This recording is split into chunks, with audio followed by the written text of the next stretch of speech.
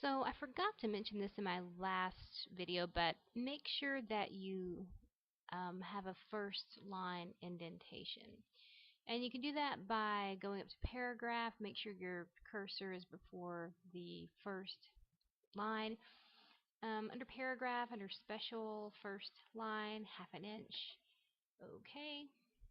Now, I'm not going to worry about the double spacing in this. I mean, this is not like an essay, so we won't worry about that. But just make sure you have the first line indentation.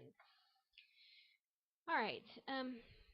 So let's scroll down to the refutation portion. Let's look back at our handout. I also want to point out that you will notice how in the examples that uh, these paragraphs, they use APA style. For instance, if you're using MLA, which you guys should be using, Modern Language Association, you're not going to use the year, okay? You don't use the year in the citation, but they do for APA. But I do not want you guys to use this, okay? So disregard the use of APA. Remember that you're supposed to use MLA, but you can use this paragraph the way that it's been set up as far as the sentences as an example. All right, so the refutation. It says the refutation paragraph must prove that your opponent's objection or counter-argument is wrong. To do this, you must answer the objection in a fair and logical manner. And then you structure your paragraph as follows. Now, I didn't really follow this, sentence by sentence. I varied it a little bit, but you'll see that I did sort of follow it, which gives sort of I think, a logical order, something that makes sense. Okay, so we start off with our opening sentence that summarizes the other side's objection and acknowledges the validity of the objection. This sentence must contain the modal word may. Problems with child interviewing may have created doubt about the guilt of those accused of child sexual abuse in the high-profile cases of the 1980s, with this legacy of skepticism following all reports of sexual abuse in the subsequent decades. So I say, right there that the child interviewing issues may have caused people to second guess whether the people that were accused were actually guilty or not. And it was really the child testimony that created this, and the way in which children were interviewed, that created this doubt. Then we have the next sentence, the topic sentence, that should state the reason why the objection or the counterargument is wrong. It is introduced by a transition such as however, nevertheless, or nonetheless. So let's look at that. However, the so-called problems with witness testimony lie not just with the witnesses themselves. In fact, one sometimes finds it more difficult to trust experts who outright dismiss abuse based on the faultiness of child testimony than on the child witnesses themselves. So I'm saying that this doubt that's been created about child testimony, yes, people have had doubts about that. They've actually dismissed cases. People have been acquitted because of problems with child testimony and children being interviewed. But the problem is not just with the child's testimony. It's with the people who say there's a problem with the children's testimony. Because it seems, based upon what I'm going to reveal in this paragraph, that perhaps some of these people have other motives for um, bringing attention to children's testimony, like the problems with children's testimony. So anyway, let's look at the next part we're supposed to do. Expert evidence sentence. So I'm going to give some evidence. Now, I've used more than one sentence, but I have a reason for doing that because I'm sort of explaining as I'm going, because I can't just throw the information in there. I have to help the reader understand the evidence as I give it. According to Neil Brick's website, devoted to examining the controversial idea of ritual abuse and mind control, and entitled Stop Mind Control and Ritual Abuse Today, nearly 400 children were interviewed in connection with this case and asserted that they had been abused. In an interview Brick conducted with Jackie Magali, a mother of one of the alleged victims, she states, "The jurors were convinced that someone did commit the crime. One juror said she would have liked to have heard more from the children. Only 41 of the 360 children who were allegedly abused testified during the 7-year trial." So, I'm explaining information as I'm going because some people might not be exactly familiar with the case. I'm trying to reveal a little bit of info as I go, as I give evidence, which you don't necessarily have to do, but I decided to do that. Then the next sentence is the explanation sentence. So I have to go back and kind of explain the evidence that I just gave. So this is what I'm going to do. So despite problems with the interview process, jurors were convinced that the children's stories were truthful about abuse having taken place. Certain pieces of information that children provided have not been discounted even years after the McMartin trials. The idea that the children's stories contained at least a grain of truth was supported by medical evidence to which medical authorities testified during the trial. I don't go into detail about that. I just, it's kind of a known fact that medical evidence was presented during that trial. Regarding the concept of inaccurate memories being created during the interview process, in 1992, the False Memory Syndrome Foundation was created as a response to the seeming rampant accusations of abuse against innocent people, with an alleged victim's memory as the only evidence. So remember in my previous paragraph, I mentioned just briefly um, the idea of people uh, maybe developing false memories. And I just spent like a sentence on that, but it's something that I knew I would want to come back to later in my refutation because I knew that would be important. But I didn't spend a lot of time on it here because it wasn't necessary.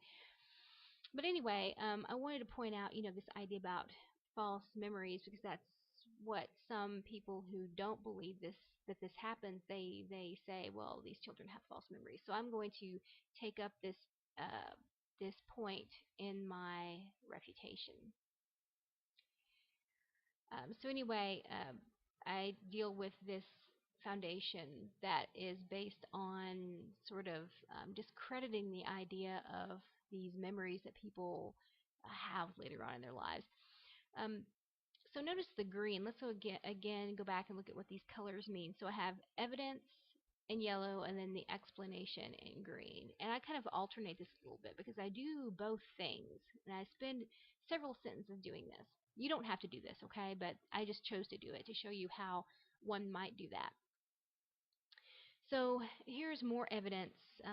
Here's the evidence, and then I have my information about about the McMartin trials and the truth about the testimony, and then the false memory syndrome, and then I have some more evidence. According to the organization's website, the foundation was created as a response to, quote, the problem of families that were being shattered when adult children suddenly claimed to have recovered repressed memories of childhood sexual abuse, end quote.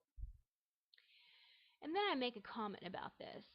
One must note, nonetheless, that the Foundation is speaking of memories spontaneously recovered in adulthood, years after the alleged event occurred, not memories told to other parties very soon after the supposed event happened, as with the McMartin case. So here I'm kind of pointing out the discrepancy between what they claim a false memory is, something that they say happens in adulthood, versus um, how some people have used the interpretation of false memory. They kind of pointed that out in the McMartin case and say, well, these children are remembering things that didn't really happen. Well, according to their own definition, that isn't really what a false memory is. A false memory occurs in adulthood, not in childhood, very soon after an event happens. And then we move on to the next portion, which is example or statistics. And it can even be, I would even consider it to be more evidence if you want it to be. So this next part is one disconcerting fact regarding the False Memory Syndrome Foundation has to do with one of its founding members, Ralph Underwager, who in 1993 gave an interview to Paideia, the Journal of Pedophilia in Amsterdam, and yes, that's the way they spell it. That's like the European spelling of pedophilia. In American English, we don't spell it that way, but British English, yes, they do. This interview can be found in many places on the internet, but the source consulted came from the website for IPCE, which stands for International Pedophile and Child Emancipation, a pedophile activist group. Now, I know that often, we'll use the actual name of the organization and then we'll put the abbreviation in parentheses, but really these people, they go by IPCE. So I really had to put that first and then explain what it is after that.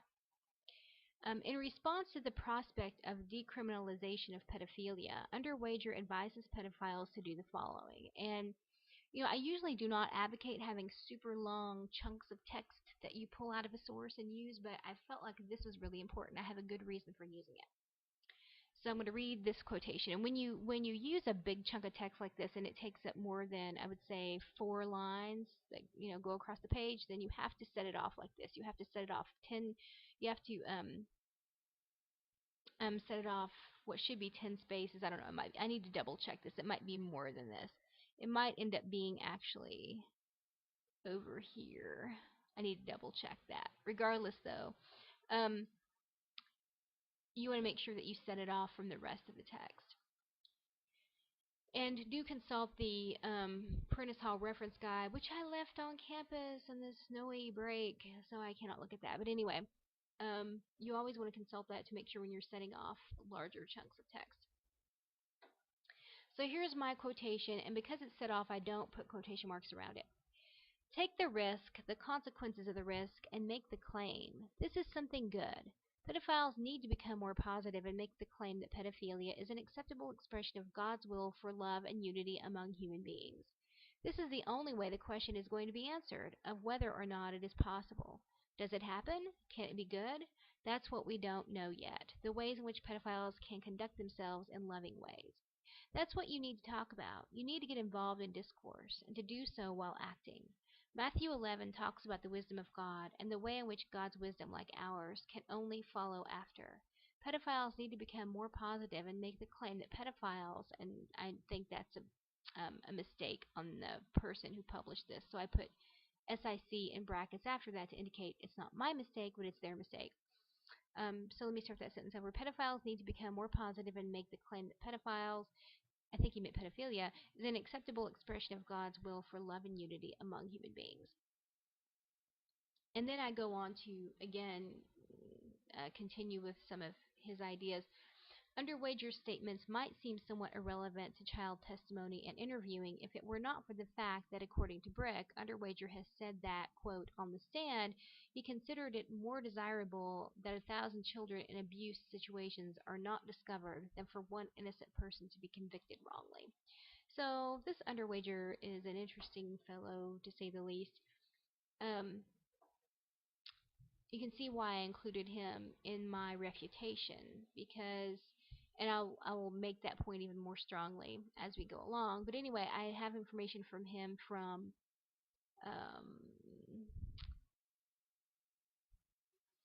the interview from this source, from that website, which I don't need to cite it here because I referred to it up here already. Okay. And I indicated that, it came from that interview. And then we have, Brick pointing out that he said this on his website. So,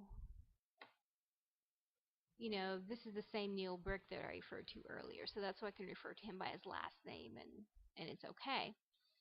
But anyway, so then I want to move on to my next part. And I spent a huge chunk on example or statistics. Okay, examples. All right, so I spent a huge chunk on that, giving examples of why this false memory syndrome foundation might not be a great source for saying that the children's testimony is problematic, because the guy seems to be, to say the least, he seems to be supportive of pedophilia. So anyway, the next portion that we move on to is the explanation sentence. And I think I do spend more than a sentence talking about that, or at least this is a long, yeah, it's more than one sentence. So anyway, I say, Underwager was often a witness for the defense in such cases. And he was. He came in to testify that, the children really shouldn't be believed. Likewise, Paul and Shirley Eberly published a book in 1993 that attributes the McMartin case to hysteria, entitled The Abuse of Innocence, the McMartin Preschool Trial, which has been widely referred to by those who wish to discredit the allegations of the children and parents. So I kind of go on and, explain the connection of